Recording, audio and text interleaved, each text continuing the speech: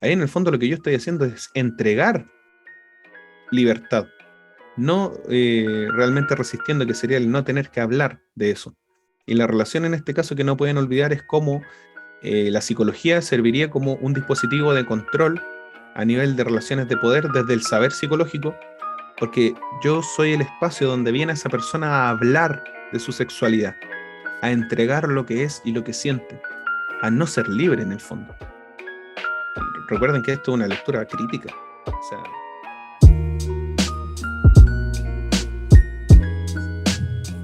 del tema con el poder y la economía. A ver si tú nos puedes ayudar con eso. sí. Bueno, tenemos preparada ahí toda la presentación relacionada con eso, bueno, con las sociedades más bien capitalistas y cómo se relaciona con el auge de la burguesía dentro de lo que él expone ahí en el texto. Esa podría ser la relación más bien del poder económico y cómo se va relacionando con el tejido social. Es decir, bueno, lo vamos a ver más adelante en realidad, así que no voy a spoilear. Y Patricia, ¿cómo te fue? Muy enredado, clarito. No, sí, estaba bastante enredado el texto. La verdad es que no me quedan muchas cosas claras. Ya. O sea, la La idea en idea, general me queda, pero digamos también lo mismo como la relación de poder de la ley y todo mm, eso, como que es lo que más cuesta asociar. sí. Lo que pasa con Foucault es que Foucault tiene, vamos a decir, tiene una mala costumbre, porque él es como un rockstar, entonces escribe lo que quiere y como que ya no llega un momento en que le da lo mismo. Y, y es como si él hablara a través de simbolismos. Ya casi hay cosas que no son literales. Por ejemplo, habla de positividades, de saber, poder, de regímenes de verdad y un montón de conceptos que no tienen un significado, al menos semánticamente literal, para que nosotros digamos, ah, ok, positividad, está hablando que algo que es optimista, no sé, para nada. Entonces, la idea de esta ayudantiva sobre todo es que sirva un poco como traducción de ese texto y ya desenredarnos un poco de todo ese bosque que nos arma Foucault para poder ver todo el panorama. Así que gracias Paula y Patricia por su aporte. Voy a empezar a compartir pantalla porque ya estoy grabando. Ya, como hablábamos recién con las compañeras, es un texto, a mi juicio al menos, este de nosotros los victorianos dentro de historia de la sexualidad, bastante enredado, bastante complejo, porque Foucault pareciera que está hablando de muchas cosas y de nada a la vez. Y eso es muy Foucaultiano. Y el próximo semestre lo vamos a ver, bueno, los que tomen psicología y epistemología con Diego como profe y conmigo como ayudante, vamos a ver dos textos de Foucault que es las ciencias humanas dentro de las palabras y las cosas. Y también vamos a ver qué es la crítica, que eso quizás lo han visto algunos si tienen clases con otro profesor. Y hay otro texto que es la fenomenología del espíritu de Hegel, que también viene siendo ya como la máxima de complejidad en lo que podemos ver. Entonces, este es un primer acercamiento a lo que nos puede quedar claro en tanto relación de saber-poder en los escritos de Michel Foucault. Así que vamos a comenzar. Si nadie más tiene dudas mientras, le damos nomás. Aprovecho de agradecerles la conexión, espero que les sirva mucho. De verdad que este es un texto bien complejo, así que pongan mucha atención con la traducción, entre comillas, que vamos a hacer acá. Bueno, como les decía, presentar a Michel Foucault es bien difícil porque él como que ya está presente en todas partes. Yo creo que en psicología, al menos si tiene una perspectiva más bien social o crítica, como lo tiene de cierta manera la Andrés Bello, Michel Foucault viene a ser uno de los rockstars, uno de los mayores exponentes y pilares dentro de distintas disciplinas. En realidad va como desde la filosofía, la sociología, la psicología, antropología, y es muy conocido, o sea, es uno de los autores de los que más se habla hoy. ¿Y, ¿y por qué será esto? Es porque él en el fondo viene a estudiar algo muy importante que es la estructura del tejido social y cómo se ejerce el poder en las sociedades, y entre otras cosas. Además que él es un epistemólogo, es decir, se dedica también desde la filosofía a hacer una arqueología del saber, es decir, se va a distintos contextos en la historia, ¿verdad? Y va viendo qué cosas se estudiaban, qué cosas se daban por ciertas, por verdaderas, cuáles no, por qué. Y todo eso tiene que ver con la epistemología, que es la rama de la filosofía que estudia el conocimiento y cómo se llega a conocer algo, en lo humano al menos. Y Bueno, él vivió entre 1926 hasta 1984, es francés, Paul-Michel Foucault. Ahí para los que de repente piensen en cómo pronunciarlo, no es más que una F-U-K-O, y como si tuviese la tilde en la O, Foucault. Que eso también genera harta complicación cuando uno tiene que hablar aquí o exponer.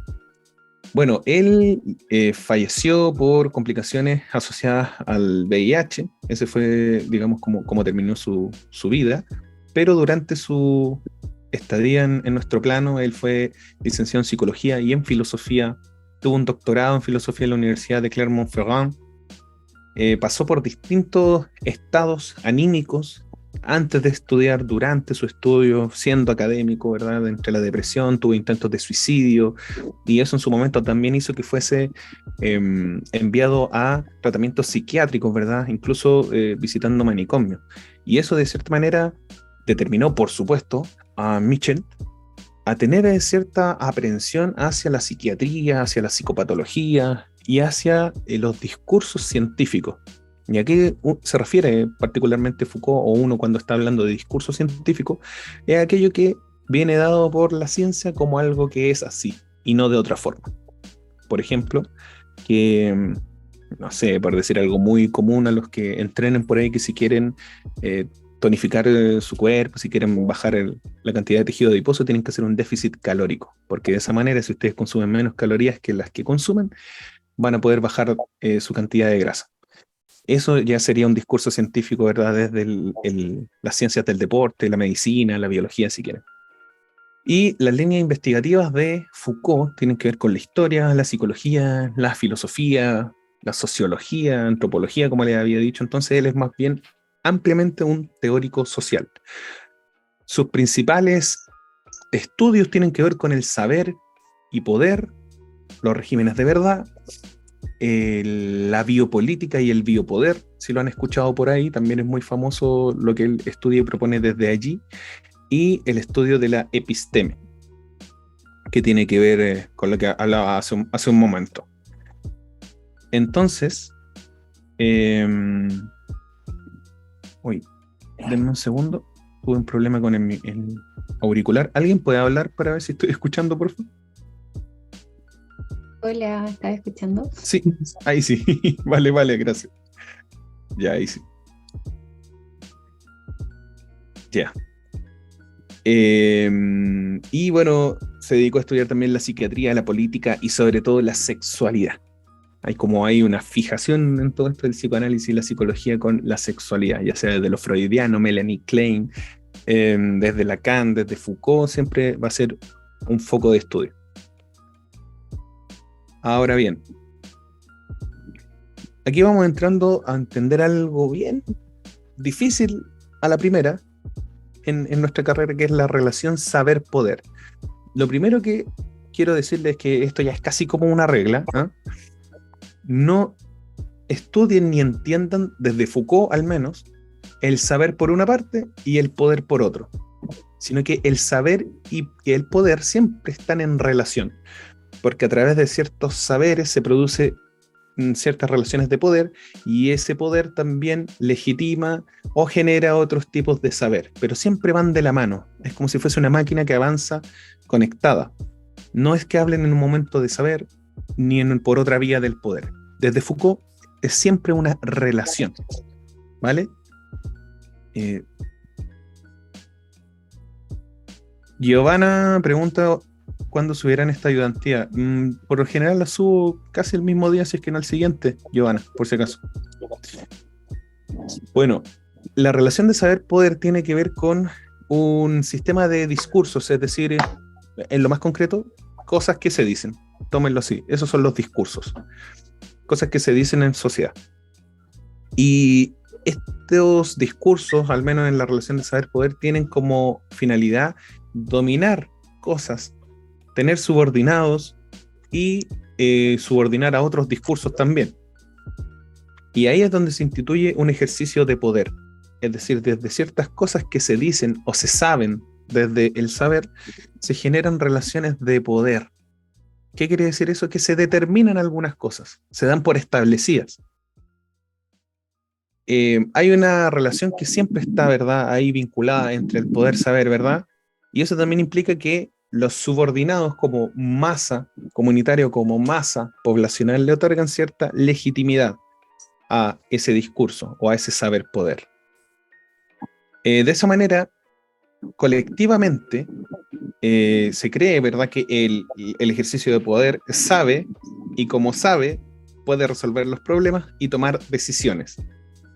Piensen solamente en lo que hacen ustedes cuando van a un médico y le receta un montón de medicamentos e incluso puede hasta desvestirlos, y ustedes asumen que como sabe ese médico, puede ejercer ese poder sobre los sujetos. Ahí yo creo que quedaría un poquito más claro a través de ese ejemplo, pero no es solo con los médicos, o sea, piénsenlo en todo orden de cosas. Y como ya les había dicho, tiene que ver con que hay un vínculo sutil entre saber y poder, ya que el saber crea poder y a la vez el saber es producido por el poder. Esto, bueno, cada vez va a ir quedando un poquito más claro, sobre todo cuando lleguemos a la parte del texto mismo. El poder también es importante entender que no se posee, sino que se ejerce el saber y el poder. Y eso tiene que ver con relaciones que hay en sociedad, entre lo que circula en sociedad como discursos.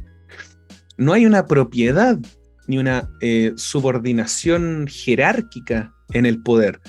No cometan el error de comprender el poder Foucaultiano como aquel poder que tiene el presidente o que tenía el rey en su momento, o el poder que tiene la ley por sí sola. El poder yace en las relaciones, en cómo circula esa relación entre todos nosotros al interactuar. Entonces no hay, como les digo, una jerarquía, no hay gente que tiene más o menos poder, sino que el poder simplemente anda por ahí circulando y atravesando a todos los sujetos del cuerpo social. El saber en este sentido podemos entenderlo como el conocimiento hegemónico, es decir, el conocimiento dominante que se avala por este poder que circula entre todos nosotros y produce regímenes de verdad, que también lo veremos un poco más adelante, que no es más que entender que hay cosas que se dan por ciertas y son a primera impresión indiscutibles. Y eso produce una normalización de saberes y ejercicios de poder en nosotros, porque el poder no actúa de manera represiva o ideológica, o sea, no oculta, reprime o impide cosas, sino que en realidad lo que hace es producir, nos da la posibilidad de ser algo o de hacer ciertas cosas, de identificarnos como en lo real. Entonces el poder saber a la larga va a generar verdades y realidades. Aquí una ilustración de explicar más o menos cómo podría entenderse esta relación entre el saber-poder. Si comenzáramos, y aquí pueden empezar por donde quieran, pero vamos a empezar por el saber. Si comenzamos por un conocimiento hegemónico sobre cualquier cosa, después circularíamos a modificar, redistribuir y estabilizar categorías de poder en nuestra sociedad. A través de ese poder se constituyen sujetos, que ojo, aquí no es un individuo o una persona, sino que son sujetos en el tejido social, cualquier tipo, no importa si es una mujer, un hombre, si es Dionisio, si es Paula, si es Patricia, si es Gonzalo, sino que son sujetos. Y ese poder se estabiliza en instituciones. Hace poco le hablaba yo del ejemplo de cuando uno va al médico, entonces ahí institucionalmente desde la medicina se estabiliza ese ejercicio de poder cuando cualquier sujeto asiste a atenderse con un médico y en el fondo es controlado por el discurso que tiene desde un conocimiento hegemónico que es la medicina. Y el ejercicio de poder se puede dar en el sentido en que cualquier sujeto de este tejido social sabe que puede desvestirse frente a un médico y que debe ingerir todas esas pastillas que la recete sin siquiera saber el nombre de las pastillas. Eso sería un ejemplo, digamos, desde esta ilustración. Cerrando un tanto con el tema de los regímenes de verdad y algo muy importante que son las resistencias, tiene que ver con que el poder se ejerce al controlar las formas de saber que son aceptables, como les decía, que están legitimadas en el tejido social. y estas se presentan como la verdad. De esta Vale. manera excluyen otro tipo de saberes.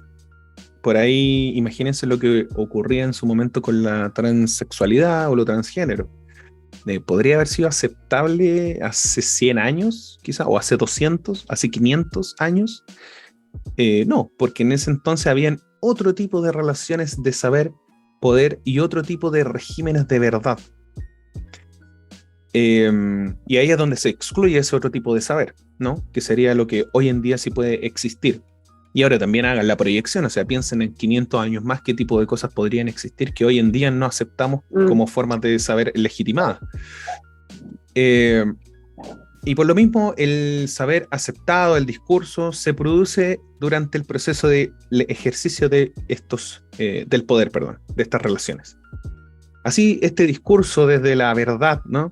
Se va reforzando siempre y es un instrumento y un efecto del poder. Va controlando la manera en la que pensamos, cómo nos movemos, cómo trabajamos, cómo nos comportamos, y eso a su vez modela el sistema de creencias en un tejido social.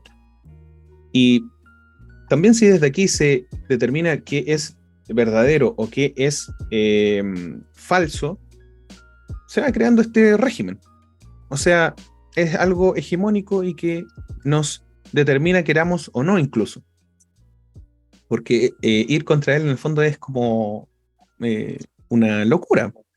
Piensen desde ahí cuántos pensadores en sus tiempos han sido catalogados precisamente como locos, como gente que perdió el juicio, ¿ah? O como cuando hay algunos debates por ahí, algunos abogan por el sentido común. Ahí yo me río mucho de eso, porque ¿qué viene siendo el sentido común? Alguien por ahí me dijo una vez que no era más que la proyección de mis propios pensamientos en el otro. El menos común de los sentidos. Ahora, claro, totalmente, pues William. Aprovecho de saludarte. Entonces, desde aquí podemos entender que sí hay una posibilidad, porque si con el ejemplo que yo les decía, pensábamos que hace 500 años no era posible algo que hoy en día sí es posible a través de saber y relaciones de poder, ¿cómo pasa eso? O sea, no es porque sí o de la nada. Bueno, el tema es que hay posibilidades de resistencia. De hecho, por ahí Foucault también dice que donde hay poder es porque hay resistencia. Si no hubiesen resistencia, no sería necesario ejercer poder. Y podemos considerar que la resistencia en este aspecto que estamos viendo aquí, porque al final de la clase vamos a ver otro que sería mucho más importante y libre desde lo que piensa Foucault. Pero bueno, este primero tiene que ver con la oposición al discurso mismo, y que puede ser desafiado precisamente por otros tipos de discursos contrarios. Porque, bueno, el poder siempre va a depender del consentimiento, ¿verdad? De que se avale ese saber y ese poder instituido. Pero lo importante aquí va a ser que exista un régimen de verdad, exista una relación de saber y poder. Eso también implica que hay resistencia y que hay posibilidad de que sea desafiado ese discurso. Ahora, algunas implicancias, porque aquí ya va quedando cada vez más claro cuando hacemos esta bajada de la relación y el ejercicio de saber-poder, tiene que ver con lo siguiente. Piensen en las estructuras, enfoques, estrategias didácticas, en las estrategias de evaluación para el aprendizaje en la educación. O sea, ahí piénsenlo ampliamente, ya sea acá ustedes mismos en la universidad. Pero lo único que les pido es que esto nunca lo expliquen o no lo piensen como desde la persona, desde el individuo. No digan como, no, Paula tal cosa, William o Dionisio, sino que comprendan que todos nosotros somos una masa, un movimiento colectivo, estructural desde el cuerpo social, que llega a ciertas instancias donde tenemos la posibilidad de ser producidos, diría Foucault, como sujetos en ciertas categorías. Ahora bien, quizás hace 2 o 3 años ustedes no tenían en mente estudiar psicología, no pensaban que iban a ser estudiantes por primera vez, por segunda vez, por tercera vez, los que trabajan, los que no trabajan, qué sé yo, da igual, porque lo importante no va a ser la subjetividad de ustedes, sino que ustedes como sujetos que están determinados por su historia, su biografía, por sus condiciones y que iban a llegar a estudiar en la universidad esta carrera. Pero algo que es innegable es que todos sabían que iban a ser evaluados, que iban a tener que ir a clases, que iban a tener que asistir a ayudantías, que les iban a poner notas, que si le ponen menos de un 4 reprueban, que si les ponen más de un 4 tienen posibilidades de seguir adelante, cuando dan exámenes, cuando no dan exámenes, y todo eso se sabe. Y a su vez ejerce un poder sobre todos los que ingresaron a estudiar psicología durante muchos años y va a seguir ejerciéndose ese poder en los que entren el próximo año y así. Porque desde la ciencia educativa eso ya está predeterminado, desde su propio saber, que así se mide el desempeño de los alumnos, que así se miden los verdaderos resultados de aprendizaje, cuáles son los instrumentos para evaluar determinadas prácticas, quehaceres, saberes. Entonces eso ya existe. Otra cosa tendría que ver con los roles y figuras de autoridad en la familia. ¿Qué tiene que ver con una familia ideal? Cómo en el fondo estaba integrada por un hombre, una mujer y sus hijos. Anteriormente quizás eran familias grandes, implicaba que eran las más o menos pudientes en términos económicos. Y todo eso también venía dado desde allí. O sea, piensen hace 50, 100 años y llegase una persona diciendo que tenía 2 padres porque eran gay. ¿Qué hubiese pasado eso en cuanto a ejercicio de poder? Desde el saber que estaba instaurado, ¿verdad?, como régimen de verdad en una sociedad antigua. Y así ustedes pueden pensar en muchas relaciones de saber-poder que predisponen la relación y el vínculo que van a tener sujetos como movimientos de masa en sociedad al llegar a determinados momentos, como los sujetos que delinquen y que van a ser castigados enviándolos a la cárcel, los tratamientos en psicoterapia, psiquiatría, en psicopatología, que tengan que ver con algunas conductas anormales, porque derechamente así lo tienen muchos autores como Mazzarelli, por ejemplo, que habla de psicología anormal y psicopatológica. La definición de qué es normal precisamente y anormal, lo bueno y lo malo.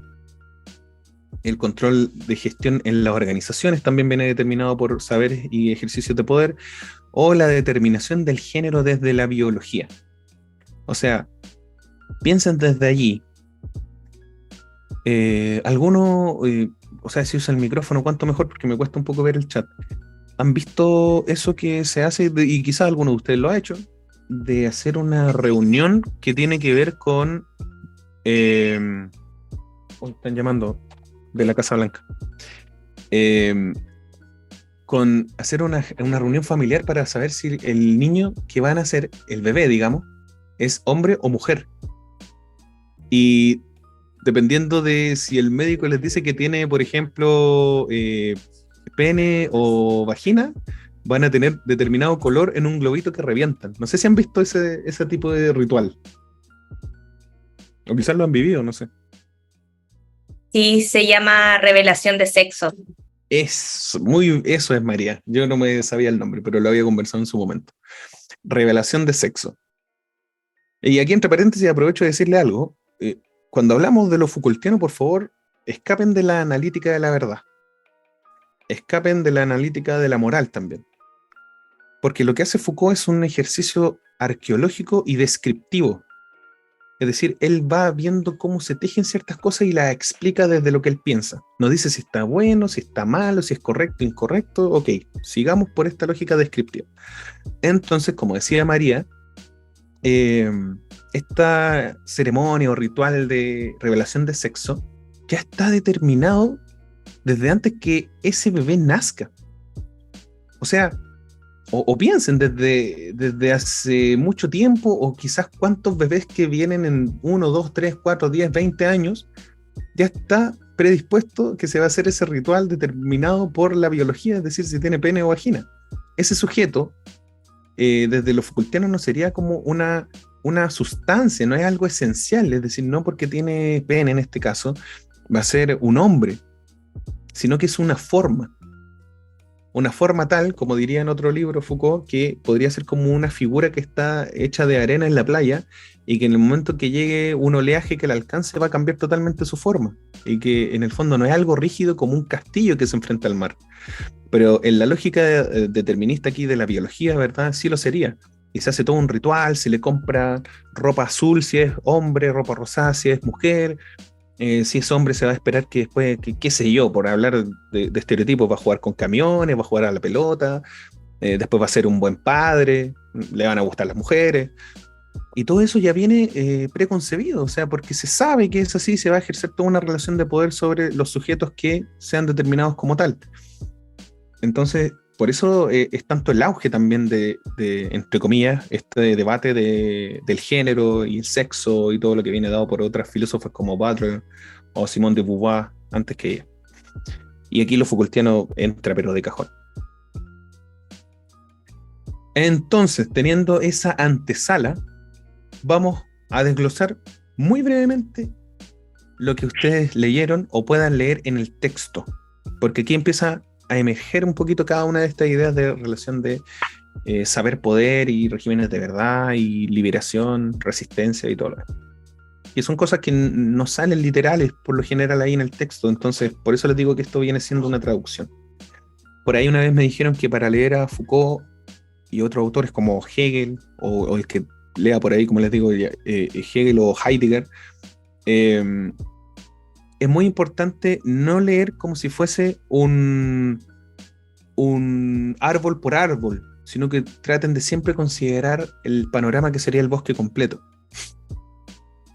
Bueno, en Historia de la Sexualidad, precisamente en el capítulo que ustedes tenían que ver, que es Nosotros los Victorianos, primero va a haber una descripción de cómo es la sociedad victoriana, porque a Foucault le encanta esto de hacer un análisis sociocultural, sociohistórico de la historia de la humanidad.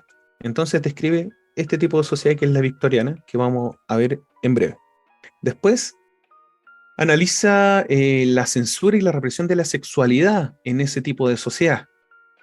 Después también nos explica que habían ciertos lugares de transgresión y liberación ante esa censura y represión de la sexualidad, que podrían ser el psiquiatra, el psicoanalista, el burdel o la pieza del matrimonio. Después habla que hay una lógica capitalista y de rendimiento en esta sociedad victoriana a través de esta represión y censura de la sexualidad. Hace un examen de la hipótesis represiva que tiene que ver con que dice, no, hubo una represión de la sexualidad en este tiempo, y él en el fondo como que se pone a examinar eso y dice, a ver, ¿por qué la sociedad reclama que hay una represión de la sexualidad? Esa es la vuelta que se da Foucault. Después critica a la hipótesis represiva, dice, va viendo los puntos fuertes y débiles y algunos que derechamente considera falsos. Y finalmente él propone una nueva hipótesis que tiene que ver con la normalización de ciertas prácticas sexuales que permiten dispositivos de control de todos nosotros. Bueno, lo primero que hace Foucault es decir en el fondo o describir cómo eran los victorianos. ¿Por qué se habla de nosotros los victorianos? Viene dado por la reina Victoria I de Inglaterra, y qué mejor ahí para que ustedes puedan ver de qué se trata esto que una foto de la misma reina, ¿verdad?, con su esposo, el príncipe Alberto de Sajonia. Y pueden ver sus hijos, cómo se vestían, la impronta que tienen, ¿verdad?, la prestancia, la vestimenta que usan. No sé qué se les viene a la mente con eso. ¿Cómo pensarían que son esas personas? Vean cómo están sentados, vestidos, así como a la primera, así como lo que van a ver más adelante como un examen mental quizás. ¿Qué podrían decir de cómo se comporta esa gente? Son conservadores, le dan mucho valor a la familia. Sin duda, sin duda. O sea, tienen que ver los peinados incluso, lo higiénicos que se ven al menos en ese cuadro, cómo es el lugar donde están sentados, cómo están distribuidos niños, niñas, en fin. Concuerdo con lo que dice Patricia, bueno, y Foucault también concuerda con nosotros en que es una sociedad totalmente puritana, o sea, con una religiosidad total, con una devoción hacia la iglesia también máxima, en cuotas pero máxima, y desde lo contextual también destaca por tener una estabilidad política, ¿no? Y que tenía ciertas clases, ¿no? Lo importante también tiene que ver con que la moral victoriana, es decir, de estos tiempos en Inglaterra, y que se extendió, por toda Europa después de este tipo de comportamientos, regulaba bastante la conducta de las personas en sociedad, y era como un catálogo de reglas que tú no podías no cumplir. Ahora, si no las cumplías, ibas a ser en el fondo apuntado y determinado como alguien raro, imprudente, incorrecto, mal portado, poco educado, qué sé yo. Y algunos pensarán que incluso en sus vidas también lo han visto, ¿no? Los que hayan vivido en los 60, 70, 80, 90, recordarán cómo también habían discursos que eran herederos un tanto de esa lógica victoriana. El comportarse como una señorita, ¿no? ¿Ah? El ser un caballero. Y va por ahí. Entonces, el ser recatados, el responder a estas prohibiciones, ¿verdad? Era constantemente en ese tipo de sociedad victoriana en Inglaterra.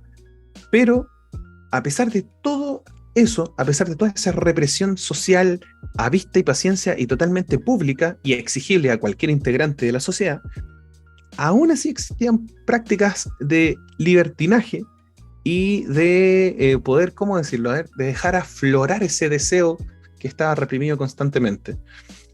Y eso podía darse en lugares como pasajes oscuros, ¿verdad? En los burdeles o en la confianza de poder hablar con un psiquiatra, un psicoanalista.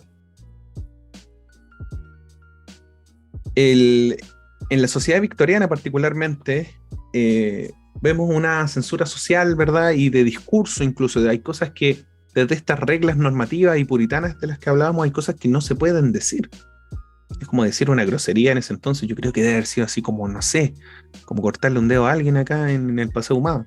Algo totalmente repudiable. Alguien que, no sé, dijera una grosería en esa sociedad, quizás lo envolvían en nylon en un poste, así como se ve por ahí lo que le hacen algunos ladrones hoy en día. Y esto tenía que ver con una moral, pero tremenda, ¿verdad? Y aquí hace la bajada Foucault hacia la sexualidad, que había una censura y una represión de la sexualidad y de ese deseo carnal, o sea, pero total.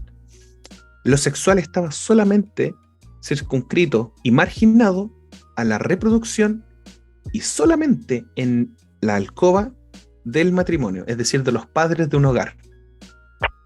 O sea que imagínense en ese entonces así como pegarse una así como en la lavadora o qué sé yo, en el cine, en el avión, en el parque. No, o sea, estáis locos. En ese entonces debe haber sido como lo horrible y tenía mucho que ver con el honor y con comportarse bien.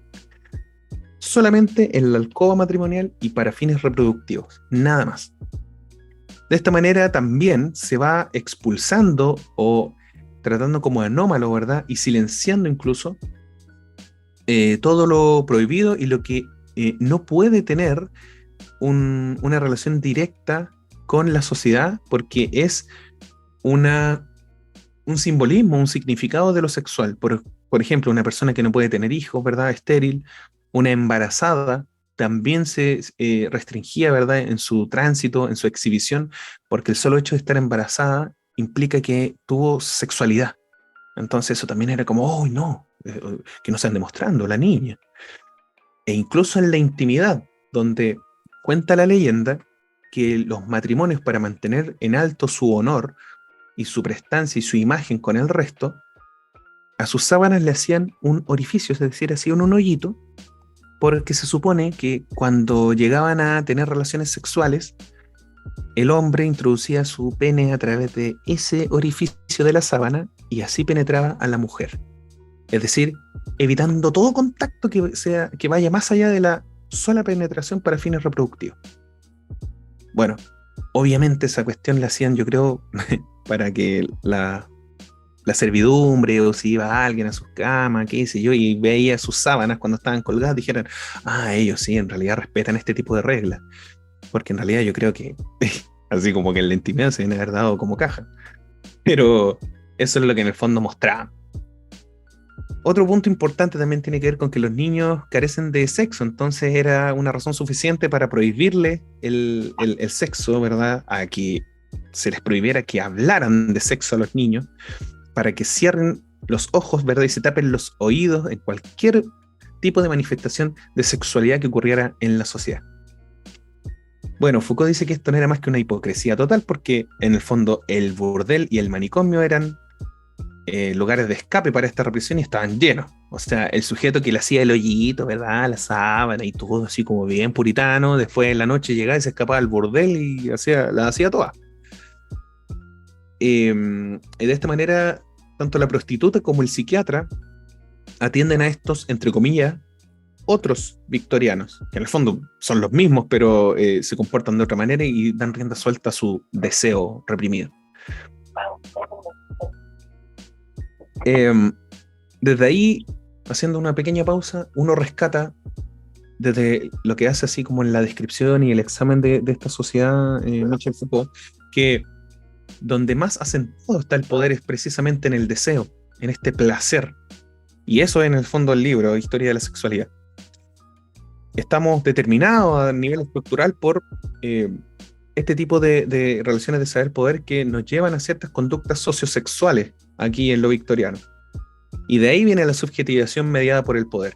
La subjetivación entendida como un proceso a través del cual el cuerpo social moldea al sujeto para que sea funcional al cuerpo social. Eso quiere decir que nos comportemos, que respetemos las normas culturales, que seamos productivos para ese cuerpo social, es decir, que aportemos en nuestra sociedad a través de un trabajo, qué sé yo, y un sinfín de cosas. Aquí es donde ya Foucault habla de la lógica capitalista en la represión y liberación. Habría una lógica de explotación de la fuerza de trabajo desde una comprensión más bien marxista. Recordemos que Michel Foucault fue pupilo de Louis Althusser, que era declaradamente marxista. Entonces siempre va a haber un poquito de eso en Foucault. Entonces esta lógica que ya se estaba dando aquí en esta sociedad de explotar la fuerza de trabajo del obrero no es compatible con permitirle el acceso constantemente a los placeres, sino que solamente para reproducirse. ¿Y por qué solamente para reproducirse? ¿Por qué creen ustedes que eso le serviría en el fondo a la lógica capitalista, que el obrero se reproduzca? Para que haya más obreros y se abaraten los costos de la oferta, de los sueldos, etc. Pero totalmente, pues, William. Y que además así en el fondo siempre vamos a tener a quienes explotar como clase. En el fondo, mientras más se reproduzca, mano de obra no va a faltar. Claro, entonces más allá de que, no, o sea, no es total, pero no es que no pueden tener sexualidad para nada, no, la pueden tener pero para reproducirse, porque si en el fondo andan teniendo sexualidad por placer, se van a desconcentrar y van a tener menos fuerza de trabajo para poder producirnos a nosotros. Ahí habría una lógica de cómo el poder económico también genera cierta relación de poder en este tejido social. Ahora, el único espacio entonces posible para transgredir la represión de la sexualidad ilegítima en este caso es en el que se genera esta ganancia de la que estábamos hablando recién y en la que aporta William. Y también en donde la lógica capitalista pudiese generar producción, ganancia, consumo si ustedes quieren, que serían los burdeles donde uno iba y pagaba, ¿verdad? Y eso tributa derechamente a una lógica capitalista, y en los manicomios donde también hay que pagar. De esta manera el sexo salvaje, que eso de decir como que suena incluso ahora es como, el sexo salvaje. No toda persona diría eso, ¿no? En cualquier espacio. Tiene derecho a formas de lo real, pero fuertemente industrializadas. Y ahí está la relación entre lo sexual y lo económico, o la lógica capitalista aquí. También se ejerce ese pisotón de la lógica capitalista en lo sexual. De esta manera, tanto la prostituta, que alquila su cuerpo, ¿verdad?, para poder generar este espacio de placeres sexuales, pero a través de una ganancia, como el terapeuta, que pone su oído en alquiler, ¿verdad?, arrienda su oído para poder escuchar el sexo reprimido de un otro. Están tributando a la lógica capitalista, tanto prostituta como terapeuta. Y aquí vamos a los tres momentos, que ve Foucault al examinar esta sociedad, la victoriana. En esta lógica es como, ¿quiénes somos los victorianos?, preguntará él. Y primero dice, claro, había un modelo de represión que estaba circunscrito en las lógicas de conducta de la burguesía. Es decir, cuando ustedes ven el cuadro que les mostré, y que muy bien lo describía también Patricia, asumimos inmediatamente que esas personas no son obreras. Ni siquiera quizás que son así como clase media, sino que son derechamente una clase dominante, alta. Y desde allí viene ese requisito y esa represión de la sexualidad. Aquellos que eran príncipes, aquellos que iban a ser reyes, reinas, que tenían una imagen que cuidar constantemente. Pero, ¿y entonces en qué momento empieza a ocurrir esto también con otras clases sociales más bajas, entre comillas? Tiene que ver con buscar emular el comportamiento de la burguesía o de la clase social que se imponía como la importante, ¿no? La potente. En este sentido, se entiende desde otro tipo de clases, analiza Foucault, que mientras yo me comporto de manera más similar a la clase dominante, más cerca voy a estar de ser considerado como tal. Y eso incluye tanto lo bueno como lo malo. Entonces, si aquellos que son los dominantes son bastante puritanos y se reprimen en términos sexuales también, bueno, yo al ser de una clase obrera o media, mientras más me comporte así, más voy a ser identificado como tal. Y ahí también en el fondo esta represión de la sexualidad se expande a toda la sociedad y a cada espacio. De eso también agréguenle variables como la religión, el discurso de saber poder y otros. William, Eso ¿iba a decir algo? me hace pensar un poco Dale. como en este meme que hay de que el republicano, o hay personas que tienen esa simpatía política por republicanos, se identifican con los sectores más privilegiados de una sociedad, pero al final del día se tienen que ir en micro para la casa. Entonces, no sé, claro. como que el solo hecho de querer, esa ilusión que tenemos de que si pensamos como ellos, como que soy como más cercano a ser como ellos, o para decirlo de otra manera, por ahí voy a ser, a lo mejor nunca voy a ser Steve Jobs, pero el solo hecho de que no me oponga a ninguna de esas posibilidades podría como permitirme ser como eso, no sé, como me enredé un poco. No, sí, te entiendo No sé si perfectamente. No, yo creo que quedó bastante claro. Y no solo con eso, o sea, más allá de las ideologías políticas o partidarias, tiene que ver con lo que es la clase dominante. O sea, el ejemplo que tú das yo creo que es súper acertado.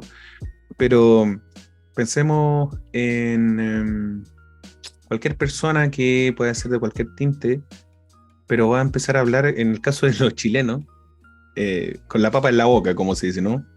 Oye, ¿cómo está William Rivero? ¿Qué este tipo es hombre? Y en el fondo, imagínate una persona que no es de esa estructura, de esa clase social, igual quedaría como en ridículo, pero quizás para él podría pensar que va a poder llegar más lejos. O que no más lejos, sino que va a poder estar más cerca de ese tipo de simbolismo clasista. Otro ejemplo tiene que ver con la lógica de los géneros urbanos, que eso es algo así como bastante transparente y pornográfico, si quieren, que o sea que está en todas partes y es totalmente brutal, constante, masivo, exacerbado. ¿De qué hablan los tipos que cantan en los géneros urbanos? Porque entendamos que son personas que por lo general se jactan y se atribuyen de ser de Pobla, ¿no? De ser de un lugar pobre, de venir desde abajo. Ese es como el discurso de ellos, ¿no? Pero cuando ustedes analizan sus videos, de lo que hablan, ¿de qué están hablando? De dominar, de estar por sobre los demás, de tener joyas, de comprarse la NAE, de andar con las tuercas en los dedos, de comprarse un cordón de oro, de adquirir muchas pistolas, vehículos caros, de tener mucho acceso a la prostitución. Entonces, ahí también hay una lógica de querer emular o acercarte mucho más a la clase dominante, que en este caso es la que tiene el capital de valor. Pero sí, eso también podemos verlo reflejado en sociedades como la nuestra, aunque no perdamos de vista también que el ejercicio que hace Foucault siempre es en contexto, y no todo lo que él analizó aquí en este caso con los victorianos en lo europeo va a servir para los sudamericanos en el 2023, pero las analogías nunca están de más y por supuesto que hay mucho de eso. Bueno, ese sería el primer momento donde dice, a ver, pero ¿por qué se empezó a difundir esta idea de la represión de la sexualidad? Y ahí estaba su explicación en el primer momento. Después viene un segundo momento donde Foucault examina esta hipótesis represiva, es decir, que toda la sociedad tenía una represión de la sexualidad. ¿Qué explicación da la ciencia a esta hipótesis represiva? Es principalmente marxista, según lo que plantea Foucault. Hay una represión de los poderosos sobre los explotados, aquellos que son oprimidos, ¿verdad?, por la clase dominante. Y estos oprimidos deben luchar por liberarse.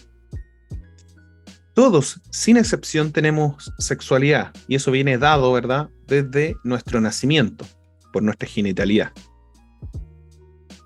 Con la burguesía vendría a desplomarse esa sexualidad porque hay un régimen del silencio, y hay un régimen de represión sexual. Pero en el siglo XX hay un destape de la sexualidad y se sale de ese poder represivo porque habría como una revolución sexual. Estoy hablando de aquí de lo que estamos estudiando con Foucault. Y eso, desde la hipótesis represiva, implica una liberación.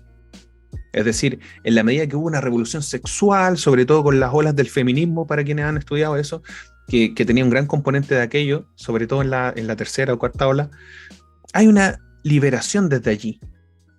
Pero Foucault se pone a pensar, dice, a ver, esto no puede ser tan pulento, esto no puede ser tan bacán.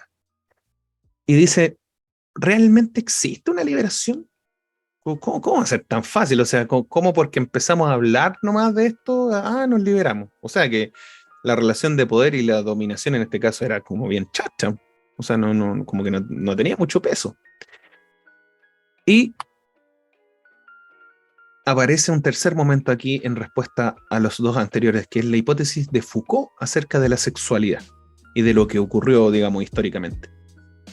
Foucault dice que el sexo, ¿verdad? La sexualidad que viene dada es como muy complejo para solamente aplicar la lógica de la represión. La represión por sí sola es demasiado sencilla como categoría de análisis para asumir el poder sobre la sexualidad. Igual que la moral queda demasiado corta también para analizar el poder. O sea, lo correcto y lo incorrecto no. O sea, el poder y el saber van más allá de eso. Tienen que ver con una funcionalidad en sociedad. Aquí en este caso a Foucault ya no le va a importar si es cierto o no que estamos reprimidos. ¿Será verdad o no será verdad? O sea, Foucault aquí diría a mí, maní. Él se pregunta, ¿por qué decimos con tanta fuerza que estamos reprimidos sexualmente? ¿Y por qué aquella lucha por hablar de eso y liberarse de esa represión? ¿Qué hay entre medio? ¿Qué es lo que nos atraviesa en ese sentido? Entonces, ¿qué propone Foucault? Que cuando entiendo el sexo como represión, tiene un fin político, porque me hace caer en la idea de que hay una libertad posible. Hay como una luz, ¿no?, al final del camino. O sea, no hay un evento sombrío en el que no hay más que una represión y todo se volvió oscuro y nos fuimos a la vez, sino que no, hay una libertad posible en este fin político a través de una lucha contra esa represión de la sexualidad. ¿Y cuál es la manera de luchar contra la represión de la sexualidad? Es hablar acerca de la sexualidad libremente, darle rienda suelta a la sexualidad en ese sentido. Entonces, contrario a lo que decía la hipótesis represiva, ¿no?, que estábamos oprimidos y todo lo demás, ¿verdad? Foucault dice que no, que es falso hablar de una censura, de una represión como tal. De hecho, él dice que en el siglo XVII hubo una explosión del discurso del sexo, y que de hecho nunca antes se había hablado tanto de sexo como en ese siglo. Así que lo que se viene a dar en el siglo XIX o XX ya no es como la gran cosa, no es algo como novedoso. Así viene dado desde ese siglo y en adelante, ¿verdad?, que el placer se transforma en algo hablado. Entiendan eso tal como suena, es decir, algo que se dice, que se pronuncia. El placer pasa a ser parte del lenguaje en lo social. Y esto para poder contabilizar la sexualidad y controlarla y normalizarla. Por ejemplo, si ustedes piensan, antes, un hombre, ¿verdad?, que cometía un acto de sodomía, que tenía una interacción sexual con otro hombre, podía ser en algún momento histórico ilegal, porque la sodomía era penada por la ley. Sí, no sé si lo hemos conversado antes o no, pero creo que hasta el 98, si es que no mal recuerdo, no estoy seguro ahí, el Código Penal chileno, de hecho, castigaba la sodomía, creo. Y en otro momento también era algo pecaminoso, porque el cristianismo vino a dar, pero así, un corte de katana a todas las orgías y a las conductas sexuales que existían antes en la cultura grecorromana. Por lo tanto, eso debía ser castigado. Si un hombre tiene una relación sexual con otro hombre, se castiga. Pero después de estos siglos, se asume que ese hombre que tiene una conducta sexual con otro hombre, además tiene una identidad particular. No es solo un hombre que tiene sexo con un hombre, sino que es un homosexual. Y ser homosexual, ojo, lo estoy diciendo, lo estoy pronunciando, lo estoy hablando. Hay un nombre para eso ahora. Corresponde a cierta categoría de la sexualidad. Y eso implica que la sexualidad se va transformando en lenguaje. Y hasta ahí uno dice, ok, ¿y qué? El punto es que después las personas sienten la necesidad a través de las relaciones de saber-poder, porque así operan, o sea, es algo totalmente epistémico, algo totalmente desde lo abstracto y que nos atraviesa a todos.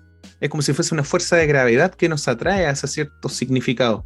Y en este caso sería como que, claro, yo siendo hombre y me gusta interactuar sexualmente con hombres, voy a ser atraído por esta fuerza gravitacional, si quieren, hacia la etiqueta de homosexual.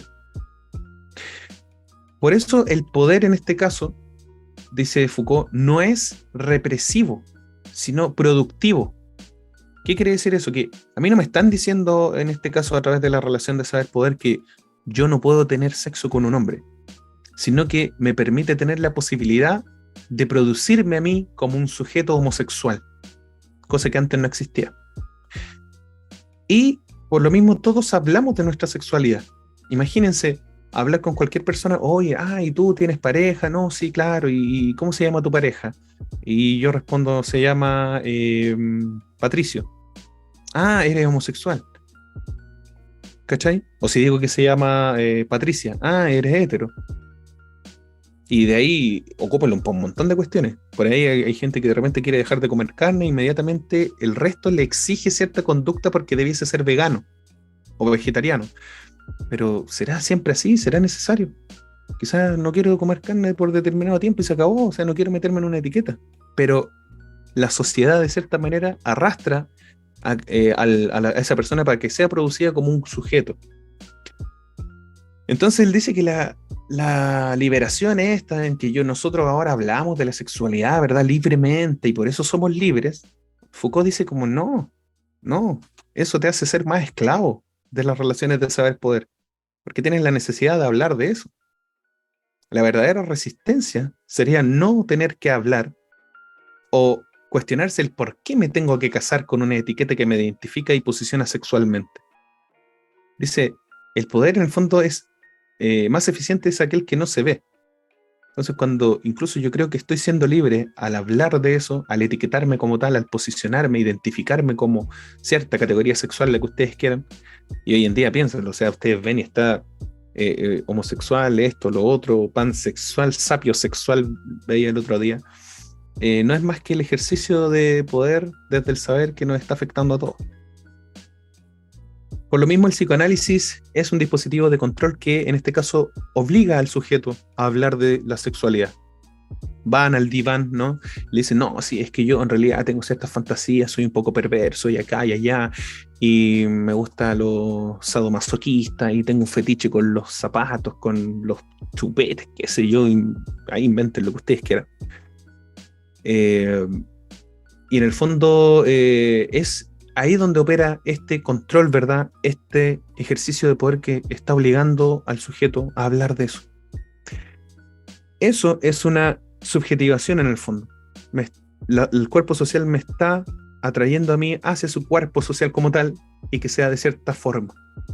Me está performando. Por eso hablábamos en un inicio que el sujeto desde Foucault no es una esencia, no es una substancia, sino que es una forma. El poder en el fondo te obliga a hablar y por lo mismo no habría libertad verdadera, dirá Foucault. Y ese poder está ejercido a partir de la determinación de que en relación a X, donde X es cualquiera, X práctica sexual preferida, yo tengo X identidad en particular. Patricia. Sí, en este caso, Foucault le hace una crítica al psicoanálisis o directamente a Freud. Sí, como les decía, muy buena pregunta, Patricia. Es importante tener esto súper claro. Foucault, más allá de hacer una crítica porque algo sea correcto o incorrecto, él está haciendo una crítica amplia en la teoría social, en la manifestación social que existe con respecto a la represión sexual. Entonces, no es que esté haciendo una crítica totalmente hacia Freud, no es que esté haciendo una crítica hacia el psicoanálisis como paradigma o corriente epistemológica, si quieren, sino que él simplemente está describiendo lo que él estudia cuando hace esta arqueología, entendiendo que es como que está desenterrando cosas que ocurrían en determinada época y está diciendo cómo en el fondo eso funciona. Pero es difícil entender eso porque la concepción de relación saber-poder que tiene Foucault no es un marco teórico, no es una teoría propuesta por él con uñas y dientes en el fondo para defenderla, sino que no es más que una descripción. Ahora, con lo que tú preguntas, más allá de Foucault, hasta el día de hoy, por supuesto que hay algo conflictivo desde el psicoanálisis, totalmente, porque el psicoanálisis diría que el lenguaje es un medio a través del cual yo puedo darle alivio y significación a aquello que yo soy, a aquello como yo me siento, a aquello que de hecho me conflictuaba desde mi infancia. De hecho, o sea, el psicoanálisis se basa totalmente en eso. Pero así para responderte a lo que tú dices, sí, Foucault estaría en otra vereda en este momento, en una vereda opuesta, en la cual si el poder te está obligando a hablar desde el psicoanálisis, desde la terapia, desde la psiquiatría, no hay una libertad verdadera. Ya, gracias, me queda más claro. De nada. Y bueno, teniendo como las reflexiones acerca de esto es tener nociones de resistencia al saber poder. El ser algo definitivo, es decir, que yo soy hombre, que Patricia sea hombre o mujer, qué sé yo, y cualquiera de ustedes, el ser algo definitivo es precisamente un ejercicio de poder social sobre el individuo. Eso es la subjetivación. Lo que les decía yo, o sea, porque el niño nació con pene y que tenga que ser hombre por eso, es que lo están subjetivando desde la sociedad. El reto aquí sería desde Foucault no nacer para construir una identidad y saber quién soy. Ahí iría un poquito así como guiño guiño del psicoanálisis también, Patricia. Sino que nacer para deconstruir toda una identidad impuesta y condicionada por ese poder que circula en sociedad. Y de ahí que viene también lo que ustedes entenderán desde las luchas de género y de transgénero. O sea, esa línea que acabamos de leer es como casi podría ser un título de un paper que estudie las relaciones sociales, las representaciones sociales, imaginarios, resistencia, transgénero. En ese sentido, hay que entender eso precisamente como un ejercicio constante, pero que permite la resistencia ante el poder instaurado en cada lugar o estructura.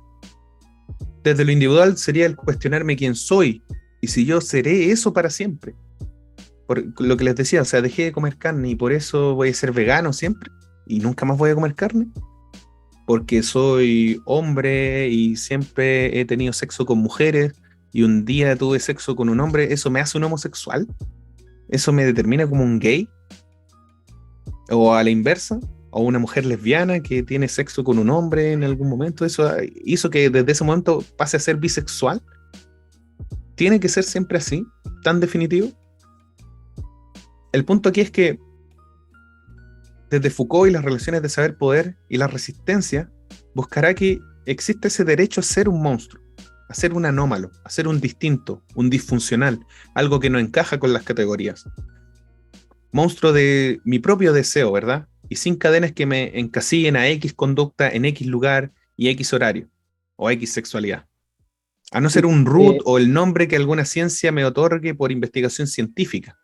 Que soy un delirante, que soy un tipo con trastorno de alucinación, que soy un psicótico, que soy un esquizofrénico, que soy un perverso, un neurótico. ¿Alguien está hablando? Yo te estaba pidiendo la palabra. Es Sí, que William, dale. yo no manejo mucho la obra de Foucault, pero Uh-huh. mi pregunta es si también esa crítica que hace va también en el sentido como de despatologizar esas formas de ser que no son convencionales. Totalmente, William, totalmente. O sea, si ustedes quieren tener un ícono de la antipsiquiatría, va a ser Foucault. ¿Y eso qué quiere decir? Que él busca, como bien dijo William, con esa palabra selecta, despatologizar a ese otro distinto. ¿Qué quiere decir eso? No tratarlo como un enfermo, no tratarlo como un monstruo, un anómalo, algo que no funciona en sociedad. En el fondo sería como la lógica aquí es que la sociedad busca a través de ejercicios de saber y poder subjetivar, es decir, moldear por la fuerza en el fondo, si quieren, a los sujetos para que puedan ser algo. En este caso homosexuales, locos, dementes, criminales, maricones, lesbianas, putos. Insisto, es que hablándolo con ese sentido también tiene una carga afectiva si ustedes lo escuchan, ¿cachai? Es como luchar contra eso, y también viene dado por la biografía de él mismo. Como les decía al inicio, piensen que él estuvo internado, que él tuvo intentos de suicidio, que Foucault era homosexual. Entonces, piensen en todo lo que él vivió y cómo lo sufrió en carne propia, y cómo toda esta propuesta teórica tiene que ver con eso también. Y por eso, en el fondo, aquí como seguía es a no ser un root o el nombre que alguna ciencia me otorgue por investigación científica, en este caso a algo patológico. Permitir esa anormalidad, ser anormal, un monstruo, y que otros sean lo normal. Y que eso esté bien, que eso no sea algo malo. Porque ocurre que al criticar o etiquetar al otro como un monstruo, como un anómalo, como un defectuoso, como un trastornado, implica que la sociedad le tema. Un monstruo genera asco, ¿verdad? Y se le mata, atrapa o se le destruye, ¿verdad? Eso buscaría en el fondo este ejercicio de poder, como exiliar aquello desde el cuerpo social. Un ejemplo entre el saber poder y el régimen de verdad tenía que ver con lo que hablábamos en su momento, como el DSM, que no sé si lo han visto ahí en tópicos de neurobiología, pero tiene que ver con este manual de los trastornos psiquiátricos y de lo psicopatológico. Es decir, ahí van a poder ver a todo tipo de trastorno y todo tipo de alteración a nivel de pensamiento, afectividad, sensopercepción, psicomotricidad, etc. Conciencia. Y cada uno de esos tiene un nombre. O sea, son puras etiquetas si lo piensan.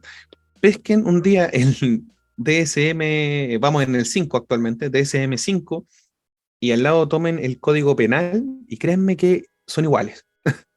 Uno te va a describir así, pero con detalle y con definiciones por doquier de cuáles son los tipos de delitos, qué penas tienen y todo lo demás, y otro te va a estar haciendo lo mismo con maneras de ser, de pensar y de actuar.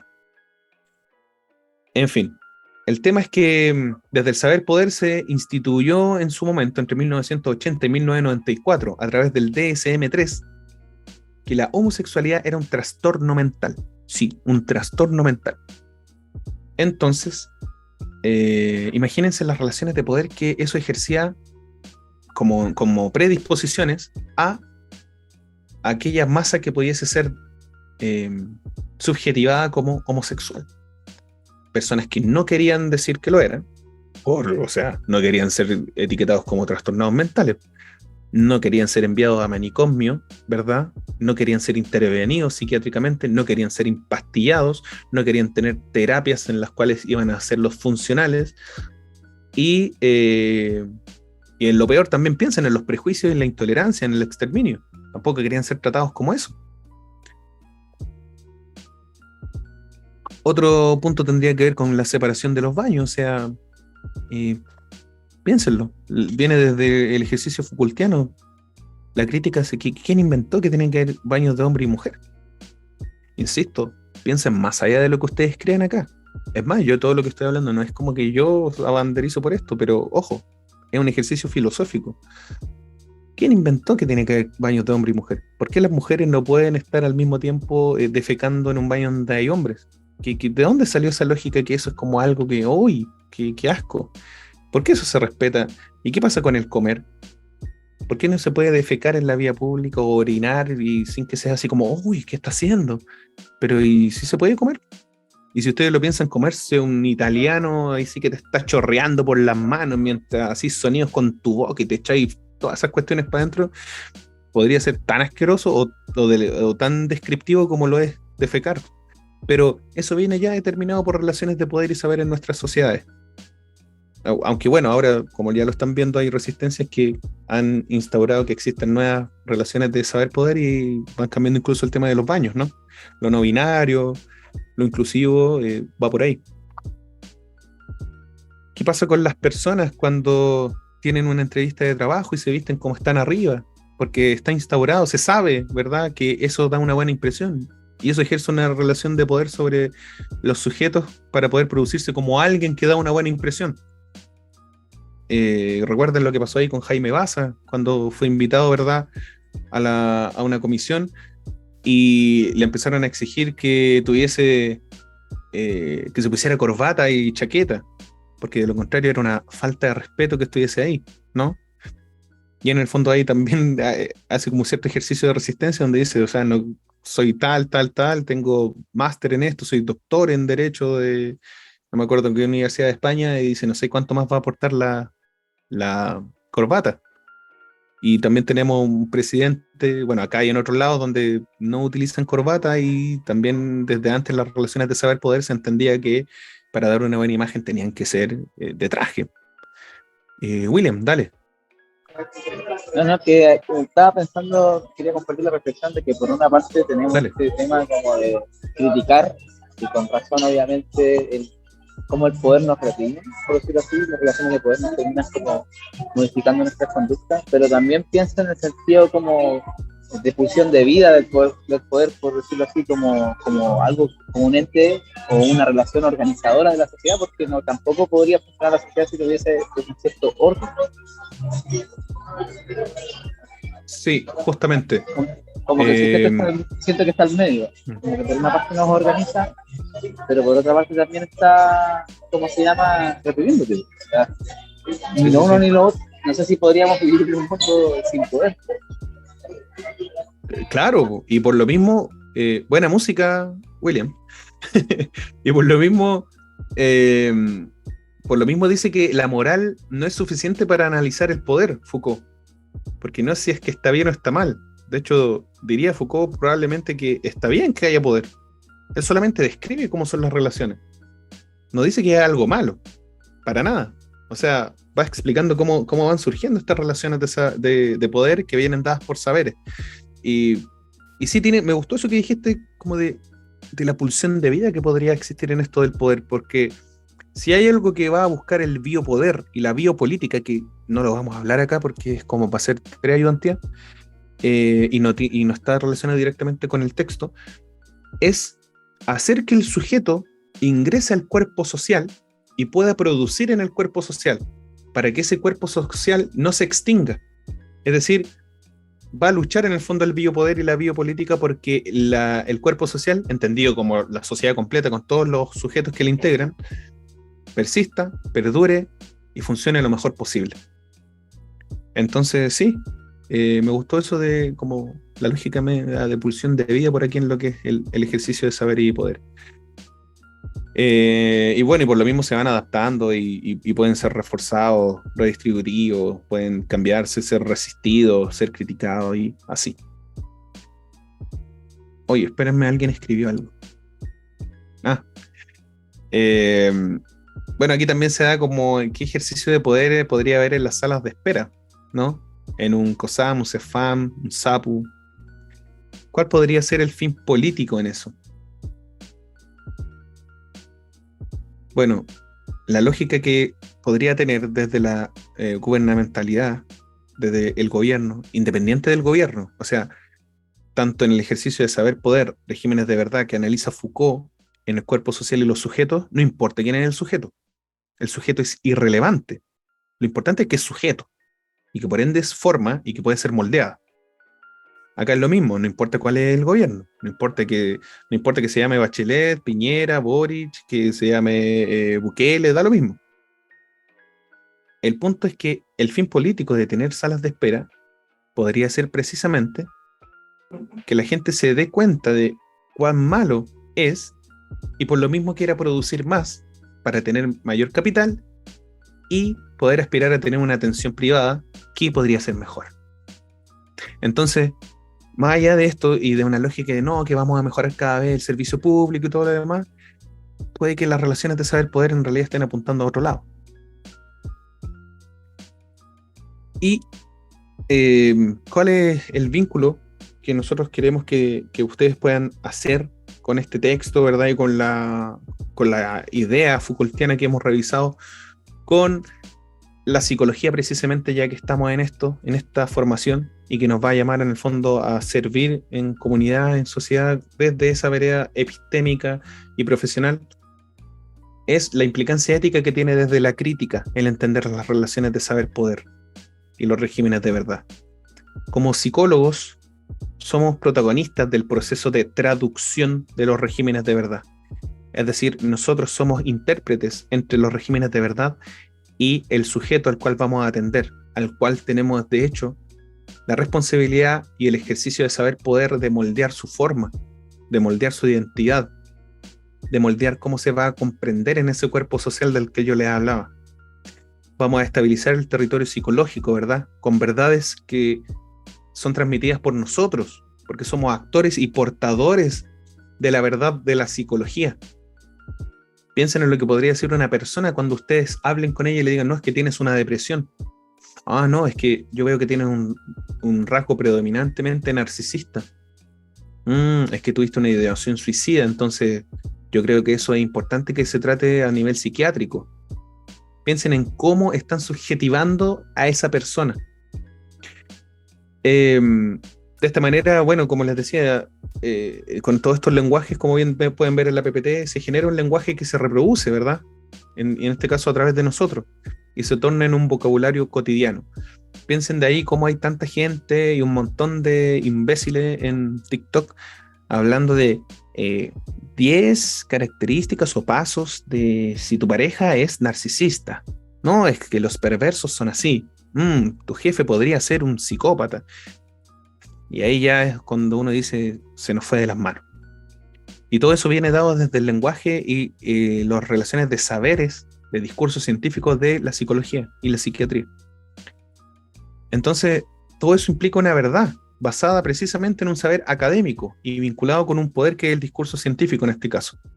Desde la crítica, no olviden que la crítica nos va a instar a entender los cambios en el discurso y las técnicas psicológicas, ya que sirve para el control y la vigilancia de la población.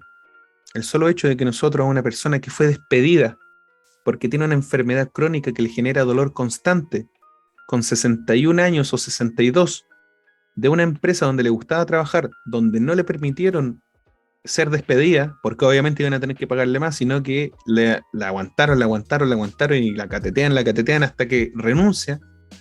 El solo hecho que nosotros le digamos, no, si tiene que ir al psiquiatra para que la empastillen, lo único que está haciendo es responsabilizando al sujeto, haciéndolo pasivo y perpetuando sus problemas que no van a desaparecer con una pastilla.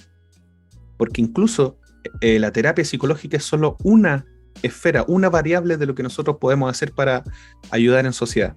Porque los problemas estructurales van más allá de la terapia en nuestra oficina o en nuestra casa o en nuestro diván. Por ahí sería la comprensión. Pero bueno, el discurso en este caso y las técnicas también podrían ser emancipadoras porque van a implicar reconocer la pluralidad de la disciplina para comprender de qué manera podemos liberarnos de regímenes de verdad imperantes para que pueda cambiarse un saber hegemónico y que domine la comprensión de cómo deben ser ciertos sujetos.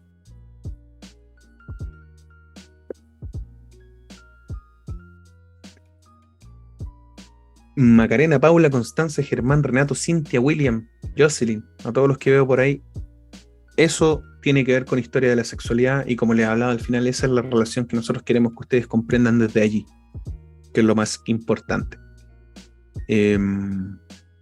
Alumnos y alumnas, lo que necesiten, por favor, y ahora, bueno, pueden retirarse, ojalá también que alguien diga un comentario, una reflexión, y ahí podemos ir cerrando, aunque sea unos 5 minutitos. Agradezco igual las participaciones que han tenido ahí algunos de ustedes. Dale, William. Se agradece, Dionisio. Si no estuvieras, sería todo en gringo para nosotros. Sí, algo así es, Cintia, por eso decía al principio, la idea es traducir para que todos lo puedan entender y aplicarlo. Gracias por tus palabras, Cintia. William, creo que levantaste la mano.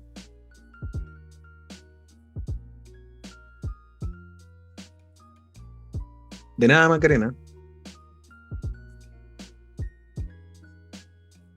Patricia levantó la mano ahora. Dale, Patricia. Sí, también agradecer la traducción y la bajada del texto, que ayuda bastante a entender a Michel Foucault. Vale, Patricia, de eso se trata. Ahora sí, profe. Que sirva, que sirva. Dale, William. Pasa que estaba hablando con el micrófono cerrado. Dale. Quería pedirle si acaso puede reiterar nuevamente dónde se va a focalizar de alguna manera las preguntas de que podemos entender en relación al texto. O sea, dónde como hay que poner la mayor priorización de fibra, qué tema hay que dominar, sí, pensando en la prueba un poco. Espérame, no sé si podrías acercarte un poquito más al micrófono y repetir lo que necesitas. Creo haber rescatado la idea, pero no estoy seguro. Como potenciar un poquito más qué es lo que hay que rescatar del texto pensando en la prueba. Exacto, como cómo se va a focalizar el profe en evaluar, como como, por ejemplo, no podía entrar a la prueba sin saber esto de este texto. Ah, claro. O sea, de historia de la sexualidad es completamente entender la hipótesis Foucaultiana que va en contra de la hipótesis represiva. Saber poder explicar cuál es la hipótesis represiva, que es tan simple, o sea, ustedes elabórenlo mucho más a través del argumento, pero que están reprimiendo nuestra sexualidad a través de una lógica capitalista, porque hay clases dominantes que no quieren que nosotros tengamos acceso a la sexualidad ni una libertad sexual, ¿verdad? Que podamos hablar de ello, versus lo que propone Foucault, que dice, no, o sea, el ejercicio y la relación de poder está presente precisamente cuando el sujeto cree que a través de hablar de la sexualidad y ser libremente sexual en sociedad, al final está controlado y dominado, porque se convierte en lenguaje su sexualidad y de esa manera puede ser medida, escuchada y advertida. Es decir, si yo en mi Instagram me pongo, no sé, cualquier cosa y además pongo gay, yo ya le estoy entregando a todos los algoritmos, a todo el Big Data y a un montón de otros procesamientos informáticos mi identidad. Entonces, ahí en el fondo lo que yo estoy haciendo es entregar libertad, no realmente resistiendo, que sería el no tener que hablar de eso. Y la relación en este caso que no pueden olvidar es cómo la psicología serviría como un dispositivo de control a nivel de relaciones de poder desde el saber psicológico, porque yo soy el espacio donde viene esa persona a hablar de su sexualidad, a entregar lo que es y lo que siente, a no ser libre en el fondo. Y recuerden que esto es una lectura crítica, o sea, Foucault aquí no está aplaudiéndole a la psicología, ni al psicoanálisis, ni a la psiquiatría, sino que, o sea, tampoco está diciendo que son malignas, pero está haciendo una crítica. Eso Pero viene siendo igual lo más podría importante. haber como una contradicción en eso. Gracias, profe. Espera, ¿Me escuchó? Constanza le toca ahora. Sí, pensaba que podía haber como una contradicción en eso porque realmente nos dice la sociedad que no podemos como ejercer nuestra sexualidad libremente, pero a la vez sería libre no hablar de eso. O sea, no se puede hacer ninguna de las dos. Como que igual se Claro, contradice. es una tensión, pero en el fondo, sí, oye, los que tengan que ir, vayan nomás, por favor. Agradecido por su tiempo, sus preguntas y su participación. Constanza, es totalmente problemático. Eso es.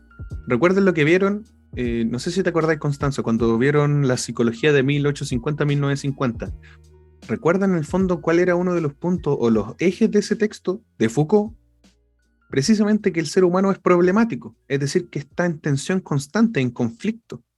O sea, nada es A o B para siempre, ni siempre. Entonces, en este caso, él lo único que hace es describir que no hay una libertad verdadera cuando yo tengo la necesidad de hablar de cómo soy y de cómo me comporto sexualmente, sino que todo lo contrario, ahí estoy siendo más controlado que nunca. Pero sí, es problemático y Entonces contradictorio, como dices se tú. confirma lo que piensa Foucault de que realmente no hay como una libertad. O sea, esa pregunta Claro. que se hace a sí mismo. Sí, pues. No, o sea, esa pregunta era más bien como cuestionamiento, ¿eh? Era así como, pero ¿realmente es posible una libertad solo porque hay una revolución y una manera de hablar de lo sexual siempre y a cada momento? Y él ahí mismo responde, dice, no, en realidad lo único que están haciendo es entregar más. Y si te sirve, piensa, como digo, en esta lógica de las redes sociales. O sea, alguien podría decir, no, yo soy totalmente libre porque subo todo lo que como, hago lo que quiero y a mí nadie me controla porque yo llego y subo las fotos y las historias que quiero a día. ¿Y qué ocurre? En realidad no es más que una transparencia y un dispositivo de control en el cual ese sujeto está entregando toda su información a esa red social y a esa base de datos. Va por ahí. Entendido, gracias. De nada. Y bueno, reviso el chat y vamos. Quedamos claro, gracias profe, de nada. Vaya nomás, se abusa de esa libertad, claro, eso es. Pablo. Ya, si no hay otra consulta, me despido. Agradezco su tiempo, su participación. Siempre son súper Mateos y Mateas. Y se nota, así que sigan así nomás y que les vaya bien en la solemne y en el trabajo final. Próxima semana nos vemos también de manera sincrónica. Ojalá traigan avanzados sus trabajos para que podamos revisar ahí cómo van. Recuerden que la idea aquí es apoyarlos. No hay ningún secreto de cómo van a ser evaluados, de qué se va a preguntar, ni nada de eso, sino que todo lo contrario. La idea es que aprendan y no pillar lo que no saben. Eso quedó en 1980. Un abrazo y que tengan buen fin de semana. Cuídense mucho. Gracias, Chao, Dionisio, chao. gracias. Chao. Chao, gracias, buen fin de. Igual. Chao, profe. Chao, William. Cuídate.